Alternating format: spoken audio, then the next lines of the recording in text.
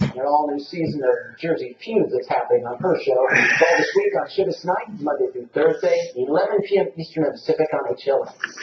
All right, thanks, guys. So, spoiler alert, I'm going to give away the beginning of the movie. Kidding. We don't want to give it away, but we can tell you it was a great beginning for Iron Man 3. The movie took in more than $175 million in its opening weekend. That's a lot of money.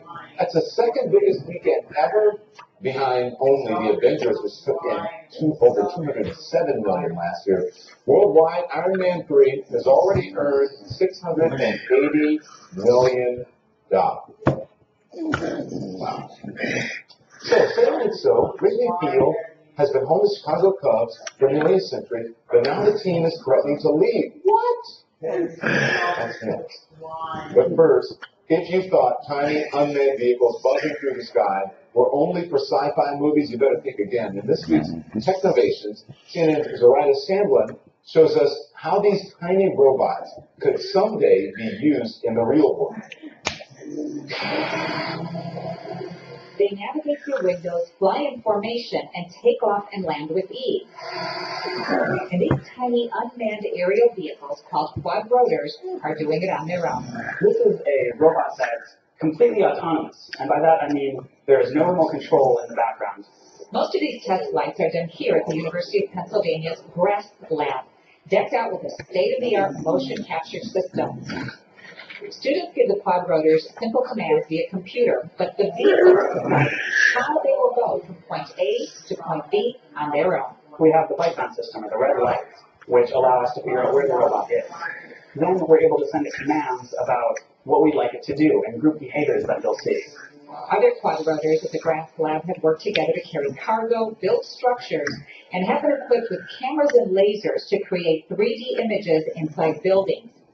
With better batteries and a bigger payload capacity, they could one day be used in the real world for surveillance and search and rescue. We can send these in ahead of people and detect for dangerous situations, and this is potentially life-saving for first responders. For now, most of the research on these remarkable robots is still done in the lab, but you could say their potential is sky high.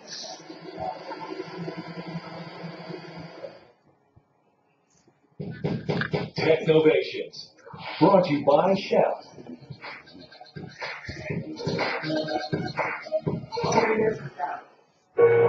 At Shell, we believe the world needs a broader mix of energies. To move, to keep warm, to make clean thinking. That's why we are supplying natural gas to generate cleaner electricity that has around 50% fewer CO2 emissions than coal. Let's broaden the world's energy mix. Let's go. At Residence Inn, you have room to spread out. Room to play. Room to chill.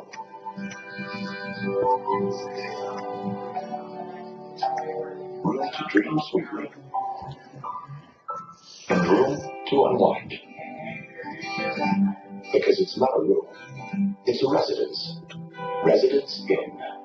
When you wear dentures, you may not know that your mouth is under attack from food particles and bacteria. Try Fixodent. It helps create a thin seal defense for a clean mouth and kills bacteria for fresh breath. Fixodent and forget it.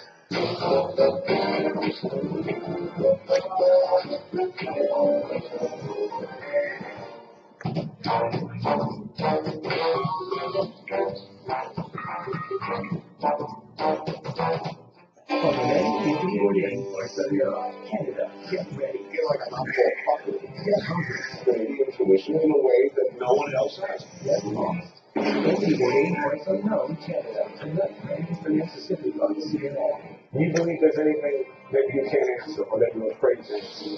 CNN's Chris Cuomo with Amanda Knox. Can't you convince you she never killed? I'm not afraid to be here and answer people's questions. Amanda Knox, the unanswered question. TV Reddit. Hi, I'm Joe Theismann, and no matter what stadium I broadcast, I would always have to find the closest staff room, just in case I had that sudden urge to go. My prostate was giving me fits. But then I heard about Super Beta Prostate's nationwide million-bottle giveaway. and I got a free bottle. What a difference it made. I don't have to go as often, and I don't have to get up at night as much. Now I wake up fresh, ready to tackle anything. Super Beta Prostate has sold over 5 million bottles. You have to take 100 soft palmetto capsules to get the same amount of beta-sitosterol as you would from just one Super Beta Prostate tablet. If you want to stop your urine and a more complete don't accept the issues that come up in 18 prostate. Get Super Beta Prostate today. It works for me during the day and at night. Call now and we'll send every new customer a free bottle of Super Beta Prostate. Just pay shipping and handling. Call 800-734-7822. 800-734-7822. This is CNN. The NBA has made official what pretty much everyone already knew. LeBron James is once again the league's most valuable player. Plus, like he led Miami's run to the playoffs with a 27-game winning streak. That is the second longest winning streak in league history. James is one of only 5 players in history to win at least 4 MVP awards. How is that, Becky? Okay, so last night in Las Vegas, Foster Coordinator made it easy, made it look easy. He took down Roberto Guerrero in a 12-round decision to retain his welterweight title. Mayweather remains undefeated, and now 44-0. He also earned a reported $32 million. NBA player Jason Collins is the talk of the sports world, but are we getting the true reaction to this landmark decision? And in baseball, the club's owner threatens the unthinkable, abandoning Wrigley Field? And Moores, your sports contributors to CNN.com and a columnist at MLB.com.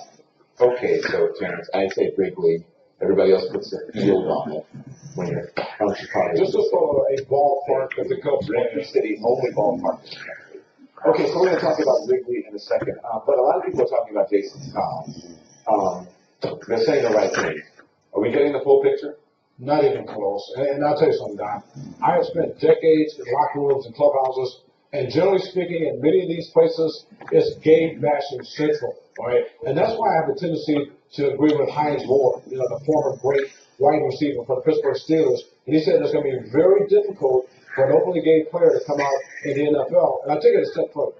The last few days I've done reporting, talking to various sports executives, former players, current players, and they all seem to agree with Hines Ward that people are saying the politically correct thing, but the reality is it's not going to be as easy as people say it's going to be. Yeah, I talked about it a lot on radio last week, and every question, pretty much every question about that was, do you think this is a true reaction? And do you think that the response was manufactured by the audience? Yeah, no, of course. And I'll take it a step further. Specifically, I talked to a former NFL player, a pretty prominent player who played for a significant NFL team, and he said that he would not have a problem playing with an openly gay player, which is politically correct to say.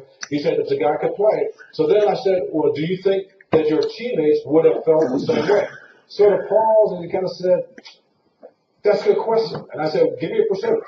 He said maybe 30 to 35% of his former teammates would not have